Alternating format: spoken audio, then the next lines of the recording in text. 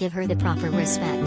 Jennifer Hudson stuns with her performance, singing and inhabiting the life of musical royalty, even if the new Aretha Franklin biopic leans conventionally commonplace.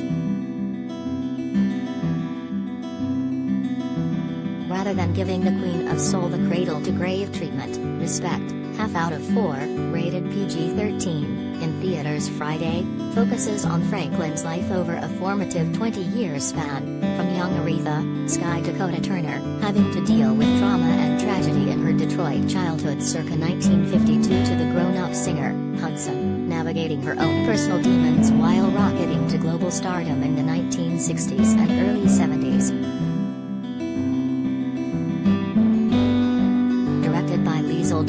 The drama sparkles whenever Hudson belts out a tune, from Think to Amazing Grace to the movie's quintessential title track, but every other scene in the over 2.5-hour film just seems like a way to bide time until she sings again. So as a concert film of sorts it works, as a movie it could be a lot better.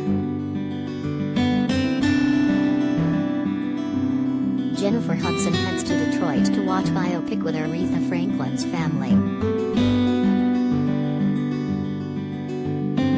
As a 10-year-old vocal prodigy, Aretha is woken up by her Baptist minister dad C.L.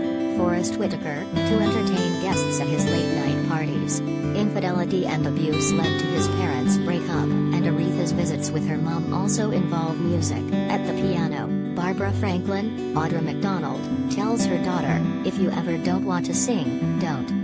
Barbara's sudden death, and a sense of growing independence she seeds in Aretha, creates friction between Aretha and her father, a conflict that continues into adulthood as Aretha embarks on her music career and struggles to find not only a hit song but also her own musical identity.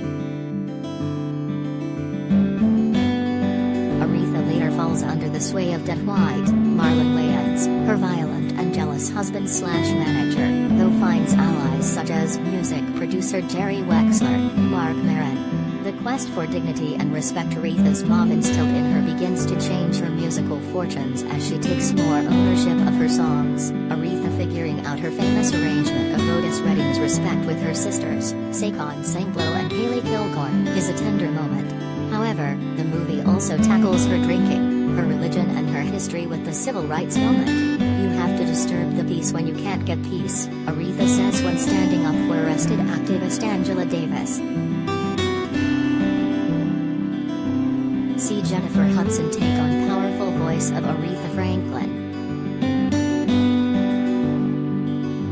While Tracy Scott Wilson's screenplay does tie together themes, Respect touches on a lot of different aspects of her life, so it often loses focus, and sticks to its timeline without much nuance. The movie doesn't shy away from the dark points but doesn't expand on them either. One scene hints to sexual abuse as a child, and is subtly referenced later, though is never really broached fully. One thing that absolutely works though, is Hudson, because it's hard to fathom anyone else playing Aretha this well.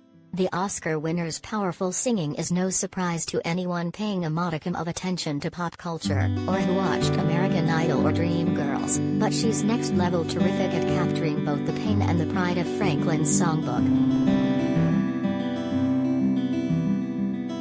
Tommy's surrounded her with a number of fabulous double threats. Turner sounds phenomenal as Kid Aretha, McDonald and Mary J. Blige, as blues legend Dinah Washington, aren't in the movie nearly enough, and Titus Burgess has a splendid supporting role as James Cleveland, the gospel icon key in bringing Aretha back to her church roots.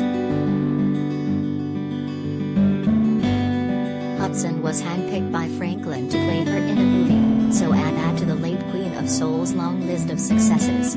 But similar to other recent musical biopic vehicles like Judy and the United States vs. Billie Holiday, Respect never reaches the greatness of its shining star.